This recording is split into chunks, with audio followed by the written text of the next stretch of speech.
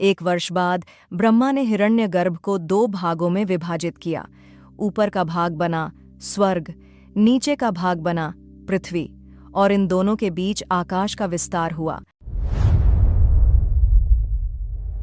शुरुआत में कुछ भी नहीं था, न आकाश, न पृथ्वी, न प्रकाश, न अंधकार, सिर्फ परब्रह्म था। परब्रह्म सबसे उच्च सत्य, जिसका न कोई आरंभ था और न ही कोई अंत। वह शब्दों से परे था, पर उसके भीतर अनंत शक्ति थी। कारण और परिणाम दोनों उसी में एक साथ विद्यमान थे। परब्रह्म काल से परे था, न उसका कोई निश्चित आकार था और न ही वह पूरी तरह शून्य था। वह गुणों से परे था, लेकिन सभी गुण उसी से जन्म लेते थे। वह एक शुद्ध चेतना था, जो विचार और इंद्रियों से भी परे थी। स्वयं परब्रह्म में कोई परिवर्तन नहीं होता था, लेकिन हर परिवर्तन की शुरुआत उसी से होती थी। जब परब्रह्म के मन में इच्छा उत्पन्न हुई, तब सृष्टि का आरंभ हुआ। ब्रह्मांड, जो देखा जा सके, समझा जा सके, अब प्रकट होने के लिए तैयार था। इसी इच्छा से पहली कंपन उत्पन्न हुई, और उसी कंपन से पहली ध्वनि का जन्म हुआ। एक ही ध्वनि, जिसमें पूरे ब्रह्मांड का बीज छिपा था। जो सबसे पहला तत्व बना, उसे कहा गया महत तत्व। इसी महत तत्व से 3 गुण प्रकट हुए: सत्व, संतुलन और संरक्षण; रजस, क्रिया और रचना; तमस, स्थिति और लय।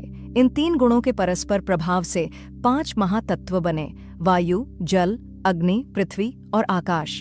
इन्हीं से प्रकृति का जन्म हुआ। इसी के साथ 5 इंद्रियां प्रकट हुईं: दृष्टि, श्रवण, स्पर्श, गंध और स्वाद। इन्हें अनुभव करने के लिए मन का विकास हुआ। पदार्थ के साथ अनुभव और संवेदना भी जन्म लेने लगी। धीरे धीरे जल हर जगह फैल गया। ऐसा कुछ भी नहीं था जो उस जल में समा न जाए। उस समय परब्रह्म ने एक दिव्य स्वरूप धारण किया। विशाल जल राशि के बीच एक कमल प्रकट हुआ। जल को कहा गया नर और निवास को अयन। इसी से जन्मा नाम नारायण। परब्रह्म ने अपना एक अंश जल में स्थापित किया। जल ने उस अंश का पालन पोषण किया और कुछ समय बाद एक सुनहरा अंडा बना, प्रकाश से भरा हुआ। इसी को कहा गया ब्रह्मांड। नारायण ने विष्णु का रूप धारण करके इस ब्रह्मांड में प्रवेश किया। विष्णु स्वयंभू, शाश्वत और सत्व गुण के अधिपति। क्योंकि सुनहरा प्रकाश उन्हें गर्भ की तरह घेरे हुए था, इसलिए इसे कहा गया हिरण्यगर्भ। विष्णु की नाभि से एक कमल प्रकट हुआ। इसी कमल से ब्रह्मा का जन्म हुआ। ब्रह्मा सृष्टि के रचयिता और रजस गुण के अधिपति। उनके एक हाथ में कमंडलू और दूसरे में माला थी। कमल से जन्म लेने के कारण उन्हें पद्मयोनि और नाभिज भी कहा गया। 1 वर्ष बाद ब्रह्मा ने हिरण्यगर्भ को 2 भागों में विभाजित किया।